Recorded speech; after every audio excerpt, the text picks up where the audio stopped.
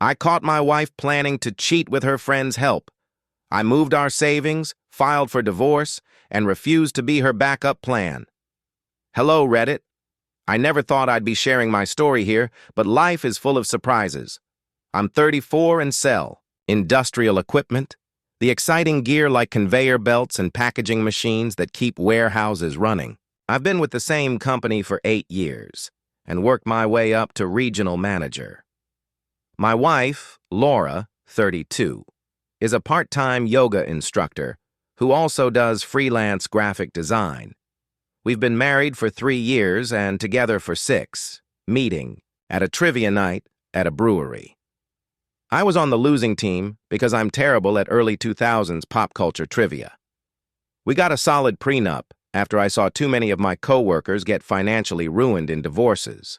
Laura was surprisingly on board with it, saying she understood the need to protect what we each brought into the marriage. For months, Laura's 2019 car had been having transmission issues, not a total breakdown, but the kind of intermittent problems that make you nervous about a long drive. She'd been hinting about wanting something more modern and reliable, and about 2 months ago she started getting more direct. She even showed me listings for a certified pre-owned Subaru Outback, a reasonable $28,000. We didn't have that much. Cash saved because we'd been focused on paying off my student loans and the mortgage. Still, I thought she deserved a dependable car, so I decided to get serious about earning some extra money.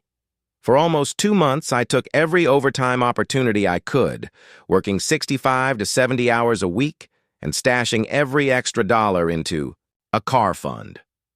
Laura seemed to appreciate it, saying she admired my work ethic. Her best friend, Rachel, would often come over to keep her company while I was working late.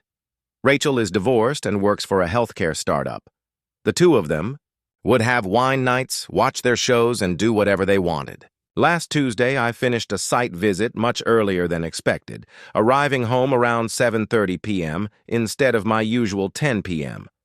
I heard Laura and Rachel's voices in the kitchen. That's when I heard Rachel mention time, and Laura replied that she had to be careful when she made her move. At first, I assumed they were planning a surprise or maybe talking about a work project. But then Laura said she'd been thinking about it a lot, especially with me working overtime, and that this was the perfect time to see what else was out there.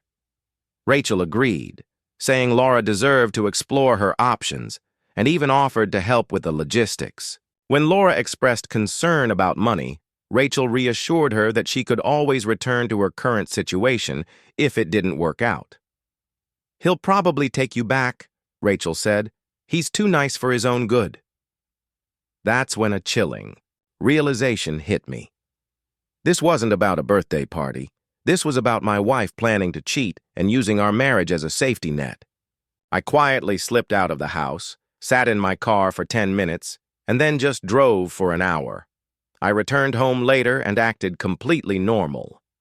Over the next few days, Laura dropped subtle hints about needing space and wanting to explore other connections while still loving one another.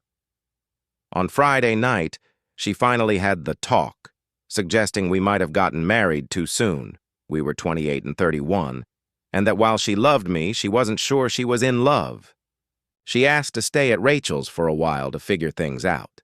When I asked if there was anyone else, she denied it, claiming she just needed to be on her own for a bit.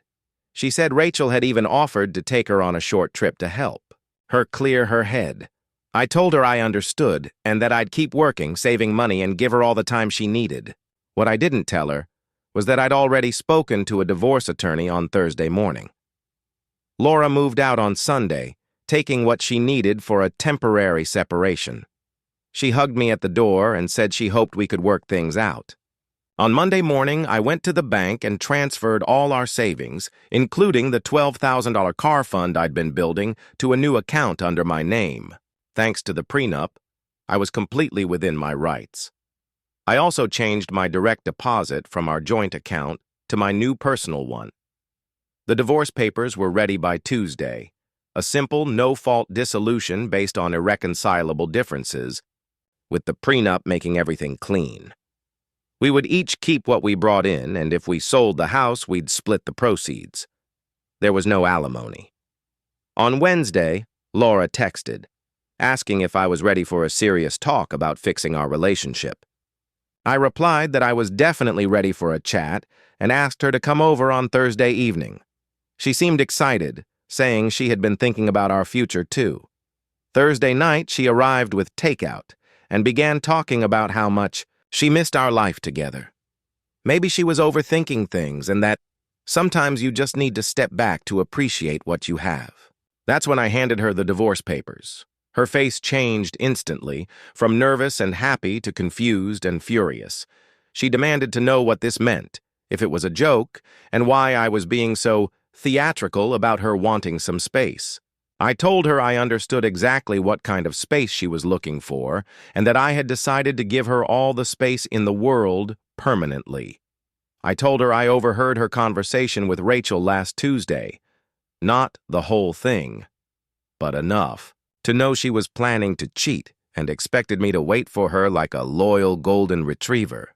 Her expression told me everything. She tried to claim I misunderstood, but I told her that was fine. It would make the divorce even smoother. Then she started asking about money, specifically if she could use our savings to get her own place and a car. I told her the savings account was closed, and the money I'd earned from my overtime was in an account she couldn't access because I decided not to fund her exploration phase. She became enraged, calling me controlling and accusing me of financial abuse. I reminded her of our prenup and that she never contributed a dime to the car fund she'd planned to use for her independence trip. She left around 9 p.m., taking her takeout with her. A part of me wondered if I was too harsh or if I should have confronted her first.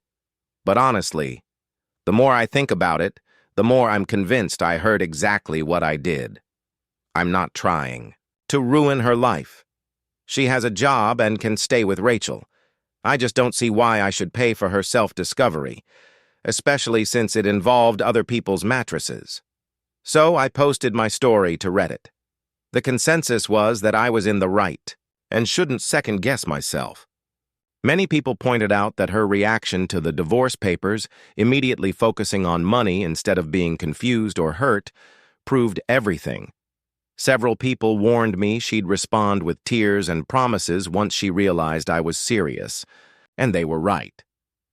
She showed up at my house at 6:30 a.m. the next day, crying and beating on the door. She confessed she'd been considering other options, but that seeing the divorce papers made her realize she was scared of commitment and that I was the best thing that ever happened to her. I told her I appreciated her honesty, but the ship had sailed. She could have worked on our marriage before she started planning an affair with Rachel's help. That's when she blamed Rachel, saying her friend had been projecting her own bitter divorce onto our marriage. I asked if there was a specific person she was planning to explore with, or if this was just a general shopping trip. She was quiet for a long time, then admitted there was a guy from her yoga studio she'd been flirting with for months, and she was curious what it would be like. I told her it didn't change anything.